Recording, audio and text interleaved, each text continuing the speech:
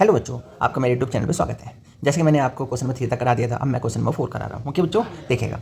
A gardener want to fence a circular garden of diameter 21 metre.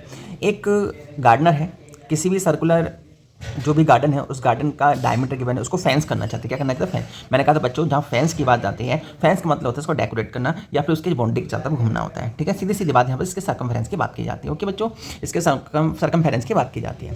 ठीक है, तो यहाँ पे इन्होंने कहा है इसका डायमीटर गिवन है, मतलब diameter of circular garden 21 metre दे रखा है। तो डायमीटर तो हम लगा नहीं सकते, डायमीटर को कोई फॉर्मुला तो होता नहीं है बच्चों। ठीक है, तो हमें यहाँ पे आर फाइंड करनी पड़ेगी। मैंने आर का फॉर्मुला बताया था, रेडियस ऑफ सर्कुलर गार्डन 20 मतलब d/2 बताया था आपको। क्या बताया था? आर इक्वल्स टू d/2 बताया था। तो d हमारे पास यहाँ पर 21 है और आर हम 2 ऑलरेडी फॉर्मूले में होता है, तो यहाँ पर हमारी रेडियस आ चुकी थी। ये रेडियस हमने इस तरीके से यहाँ पे फाइंड कर ली।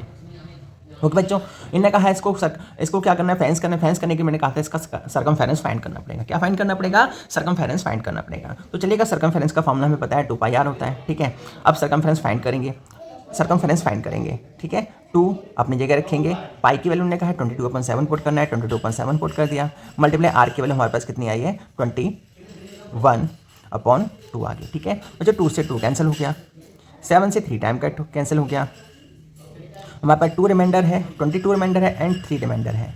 ठीक है, 22 और 3, 3 2 जा 6 हो जाएगा, 3 2 जा 6 हो जाएगा, 66 मीटर इसका 1 राउंड आ गया। लेकिन इन्हें कहा हुआ है find the length of the rope if he need to purchase if he makes 2 round, मतलब उसके 2 राउंड लगाने, तो 1 राउंड आ गया। ठीक है, अब 2 राउंड बनाने, क्या बनाने? इसके 2 राउंड लगाने हैं। ठीक है, इफ ही मेक्स 2 राउंड्स। ठीक है, if he makes 2 rounds, rounds के लिए 2 का मल्टीप्लाई कर देंगे जितना फर्स्ट सर्कमफ्रेंस आया उसमें।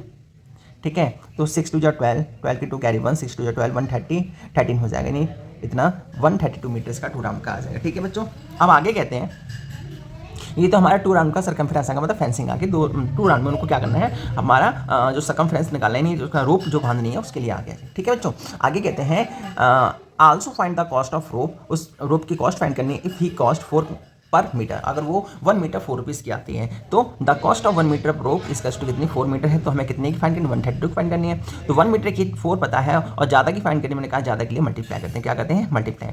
तो कॉस्ट ऑफ 132 मीटर रोप इसका टू 4 मल्टीप्लाई 132।